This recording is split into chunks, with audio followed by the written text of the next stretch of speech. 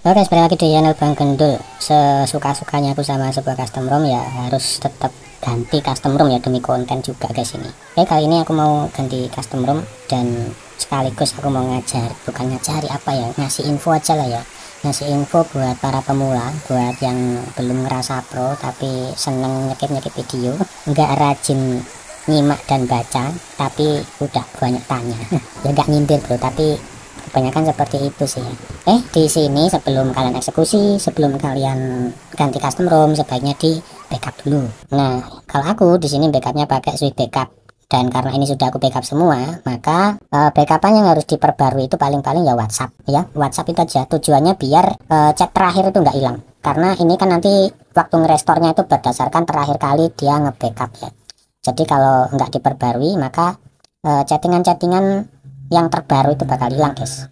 Oke, langsung kita klik gini aja backup WhatsAppnya. Karena di sini WhatsAppnya itu size-nya hampir 2 giga ya. Aku juga nggak tahu WhatsApp itu kenapa kok banyak banget. Telegram aja yang apa namanya, mobilitasnya itu lebih tinggi dari WhatsApp loh, nggak sampai segini guys. Jadi sambil aku jelasin ya, custom ROM itu custom recovery dalam dunia ngoprek Android, ngoprek HP Redmi terutama ya, itu harus menyesuaikan guys ya. Syaratnya itu nggak harus root di dalam dunia ngoprek, itu paling terakhir dan itu opsional. Kalian bebas mau di root silahkan, enggak juga silahkan. Mungkin maksud kalian itu bukan root ya, namanya bukan root, tapi UBL dan custom recovery itu tapi namanya bukan root, anggap aja ngoprek. Jadi misalkan kalian mau nanya, bang syarat custom ROM itu gimana, apa harus di oprek dulu? Iya gitu. Tapi kalau bang syarat custom ROM itu gimana, apa harus di root dulu? Enggak, jawabannya enggak. Root itu opsional dan terakhir, itu pilihan terakhir, mau di root mau enggak terserah, enggak masuk itu di persyaratan. Mau ngoprek HP itu enggak masuk guys. Jadi syaratnya cuma dua, sudah UBL alias unlock bootloader, dan yang kedua sudah terinstall custom recovery. Custom recovery itu ada macam-macam, ada TWRP, ada pitch black, ada orange fog, ada loss recovery, dan macam-macam lah, punya banyak macamnya. Dan itu pun menyesuaikan sama custom ROM-nya juga. Nggak semua custom recovery itu support di custom ROM tertentu guys. Jadi custom recovery-nya itu mengikuti custom ROM-nya gitu. Ini sudah done, kita next saja. Jadi sambil aku jelasin ya. Terus custom ROM sendiri itu macamnya ya macam-macam, ada klasifikasinya sendiri. Ada yang versi vanilla, ada yang versi GAPS. Kalau versi vanilla itu belum ada GAPS-nya. Kalau versi GAPS itu sudah ada GAPS-nya, pastinya ya jelas ya. Nah, GAPS yang dimaksud ini adalah Google Apps ya, Google aplikasi. Jadi yang dimaksud ROM yang GAPS itu ROM yang sudah ada aplikasi Google-nya, kayak Play Store, aplikasi Google, Gmail, Google kayak gini-gini. Pokoknya yang ada kaitan sama Google itu sudah ada. Terus custom ROM sendiri itu macamnya juga dibagi lagi guys. Ada yang dinamik, ada yang non dinamik. Sebenarnya aku kalau merekam sambil ngomong kayak gini tuh nggak fokus, malah jadi nggak urut guys. Jadi ya mungkin itu gimana ya, ya seenaknya aja lah ya, seenaknya aku aja. Nah, contohnya di sini aku pakai orange fog yang biasa. Kenapa orange fog yang biasa? Karena orange fognya itu pun juga menyesuaikan sama custom ROM-nya. Seperti yang aku bilang tadi, custom recovery biasa itu ya yang bukan dinamik ya. Artinya custom recovery biasa ya custom recovery non dinamik. Ciri-cirinya kayak gimana? Kalau kalian ke orange fog lalu kalian cek di Wipe ya, menu Wipe. Kalau menunya seperti ini, cuma Dalvik saja, sistem vendor data kayak gini, ini orange fog yang biasa, yang non dinamik. Kalau orange fog yang dinamik itu ada sistem X-nya. Jadi ada sistem X, ada ODM, ada apa gitu ya, ada sistem X-nya atau SE gitu ya biasanya nyebutnya.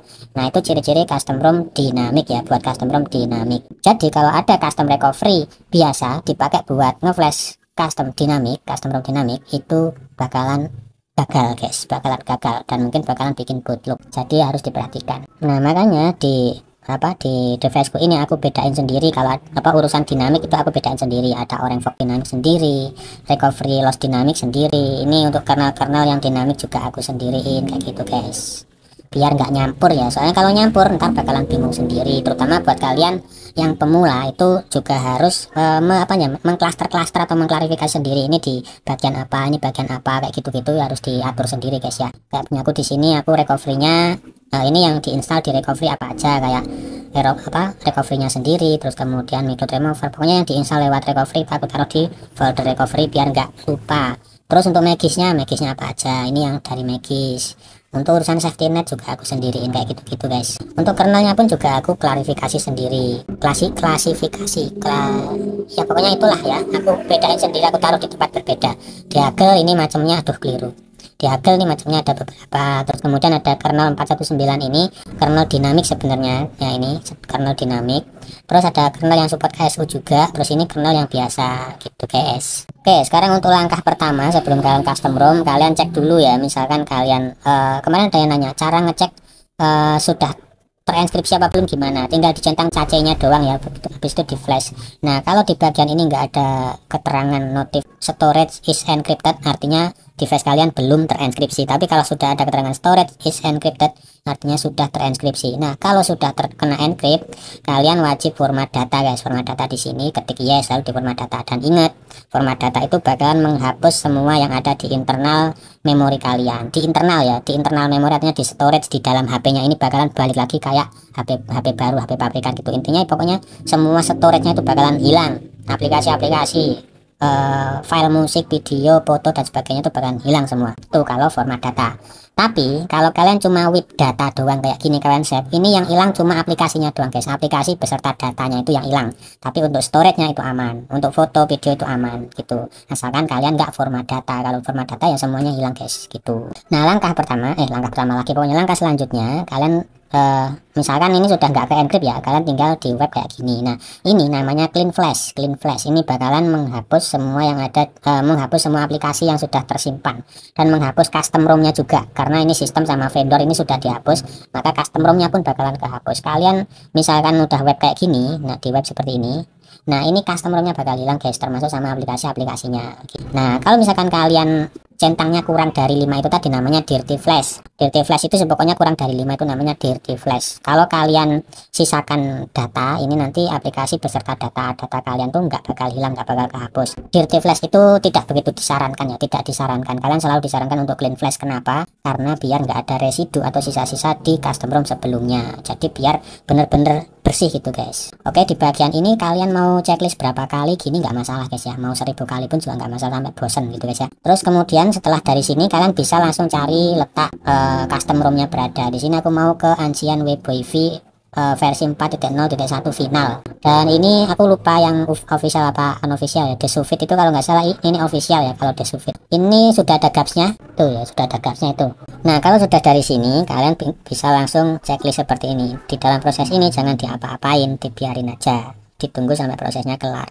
Kalau sudah ada gapsnya berarti kalian nggak perlu install gaps lagi. Tapi kalau misalkan versinya vanilla, kalian harus install juga gapsnya. Cara install gapsnya, setelah proses install ROM-nya ini kelar, baru kalian install gapsnya guys. Dan itu langsung ya, nggak usah di reboot recovery dulu atau di apain dulu, nggak usah, langsung aja setelah ini kelar langsung kalian flash gapsnya. Kalau kalian telat nge-flash gapsnya itu nanti bakalan berakibat, kalau biasanya sih wifi-nya nggak muncul. Pokoknya ada kendala aja gitu guys. Ada kendala aja gitu kalau kalian telat install gapsnya. Nah solusinya gimana ya? Solusinya diinstal dari awal lagi sampai bener gitu guys. Nah misalkan ini tadi vanilla misalkan ya, kalian bisa langsung install gapsnya, tinggal cari aja folder gapsnya di sini. Nah kalau misalkan ROM-nya itu Android 13, gapsnya juga harus Android 13. Kalau misalkan ROM-nya Android 9 juga gapsnya harus Android 9. Nah di sini aku nyimpennya itu NICGAP ya, NICGAP yang mulai dari Android 9 sampai Android 13. Android 14 belum ada. Dan ini NICGAP yang core yang aku simpan di sini guys ya. Oke, karena ini prosesnya udah kelar. Nah, kalau kalian tadi nanya soal root nih, kalau mau di root itu opsional, karena di sini aku butuh root, makanya aku install Magis guys. Magis itu apa? Magis itu aplikasi untuk ngeroot ya, untuk mendapatkan akses super ya, super user gitu guys. Nah, ngerootnya itu bisa ada dua macam ya. Yang umum ini, yang umum ada dua, pakai Magis atau pakai KSU atau kernel SU. Magisnya itu pun ada beberapa macam. Ada yang Magis Kitsune, ada yang Magis Alpha kayak gitu, Magis macam-macam lah pokoknya Magisnya. Ya itu menyesuaikan aja. Di sini karena tadi itu Android 13, aku Android berapa tadi aku lupa. Pokoknya aku mulai dari Magis versi 23 aja dulu ya. Aku swipe. Nah ini aku root ya, artinya deviceku aku root. Kenapa kok aku root? Ya karena aku butuh super usernya guys, butuh akses super user untuk beberapa aplikasi yang mengharuskan HP-nya untuk di root. Oke, muka-muka paham ya nyampe sini ya. Kalau udah nyampe sini ya tinggal di reboot sistem kayak gini, lalu tunggu proses bootingnya sampai kelar, sampai muncul ke home screen. Kalau ntar kalian balik lagi atau mental lagi ke recovery atau mungkin malah bootloop cuma di logo ini doang, artinya step by step kalian salah. Nah salahnya itu ada macam-macam juga, bisa karena tadi custom ROM sama recovery-nya itu nggak sinkron, nggak cocok, jadinya ya gagal gitu guys. Terus yang kedua, custom ROM-nya tidak sesuai sama device-nya. Misalkan custom ROM untuk HP Redmi Note 7 kalian install di Redmi Note 5 ya nggak bisa, harus menyesuaikan sama device-nya juga. Berikutnya kadang ada beberapa developer yang udah ngasih clue nih, ngasih tata cara untuk cara flashingnya, tapi kalian nggak nyimak, akhirnya keskip dan gagal. Biasanya clue-nya itu caranya ya ada cara khusus untuk flashing custom ROM-nya dia gitu guys. Jadi sudah diarahin langsung sama developer atau pembuat ROM-nya, tapi karena kalian nggak nyimak makanya ya keskip dan gagal kayak gitu. Dan ini sudah sukses, sudah nyampe ke logo pengaturan kayak gini, artinya ya prosesnya cuma kayak gitu doang, sebenarnya tuh gampang banget. Cuman karena ya saking para pemula ini males nyimak, males baca, langsung komen gitu aja, dan nonton videonya pun juga sampai di skip-skip ya, makanya nggak bisa-bisa. Ya wis lah gitu aja. Thank you udah nonton, see you next time, bye bye.